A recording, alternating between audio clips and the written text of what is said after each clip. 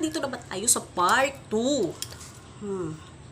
Kasi, binaklas kasi to kasi pinapasukan na ng tubig. So, hindi nalagyan ng grout ng gumagawa. Nasubukan ko naman to doon sa kabila. So, parang okay naman kasi clear siya. Kaya subukan ko din siya dito kung okay siya.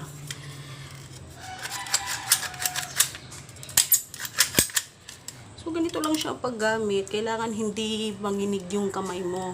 Hindi ka pasmado. Ganyan lang, oh. Yan, dahan-dahan. Para pumasok sa mga butas.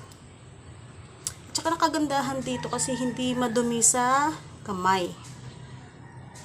Di tulad ng ibang sealant kasi madumi sa kamay, lalong makulay.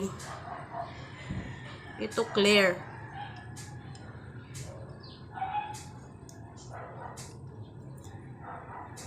Amoy suka lang siya.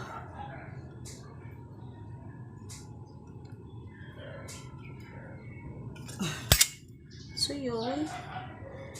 Tapos igaganyan siya natin para pumasok talaga sa mga butas. At aabangan natin pag umulan kung mapapasukan pa ba siya.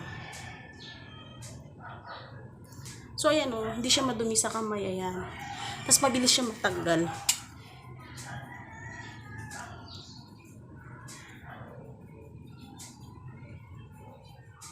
Diba?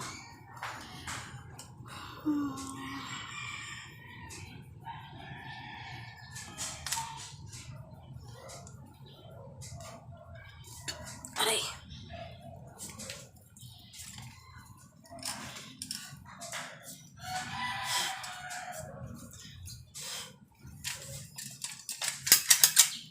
Pwede na ako maging sundalo.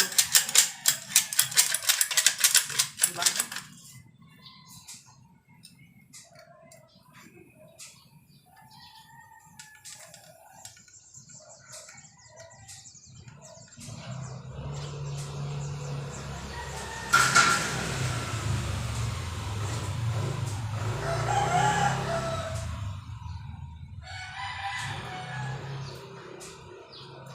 Ouch!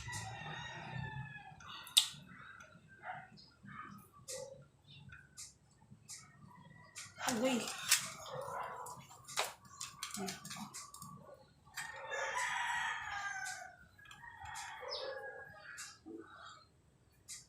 Yun. Diba?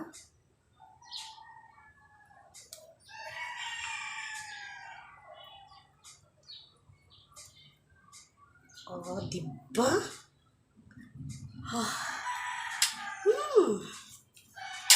So, tingnan nyo.